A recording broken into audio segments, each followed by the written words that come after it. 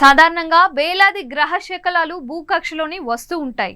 అయితే అవి భూకక్షలోని ప్రవేశించగానే విపరీతమైన ఒత్తిడి నెలకొని ముక్కలుగా అయిపోవడం, కాలి బూడిదై వాతావరణంలో కలిసిపోవడం జరుగుతూ ఉంటాయి.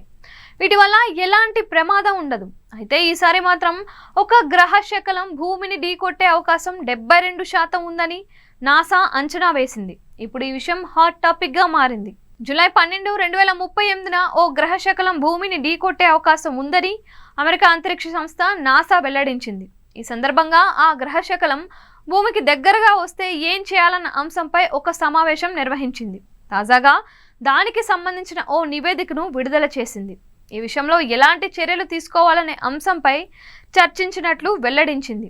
అమెరికా అంతరిక్ష సంస్థ నాసా 5వ ద్వైవార్షిక planetary defense inter agency tabletop పరిశోధనలను ఏప్రిల్లో నిర్వహించింది. అనంతరం తాజాగా జూన్ 20న మేరీల్యాండ్లోని లారెన్లోని జాన్స్ హోప్కిన్స్ అప్లైడ్ ఫిజిక్స్ ల్యాబొరేటరీలో చేసిన పరిశోధనల్లో గ్రహ శకలం భూమిని ఢీకొట్టే అవకాశం ఉందనే ఊహాత్మక అంశంపై అభ్యాసనం చేసింది.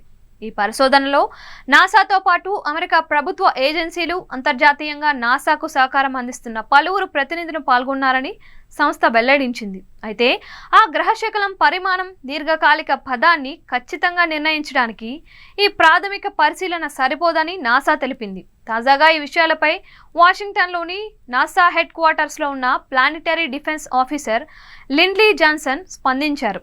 ఒక పెద్ద గ్రహశకలం ప్రభావం అనేది మానవాళికి ఉన్న ఏకైక సహజ విపత్తు అని, ఇది సంవత్సరాల ముందుగానే అంచనా వేయడానికి, నిరోధించడానికి తగిన సమయం, సాంకేతిక ఉందని తెలిపారు.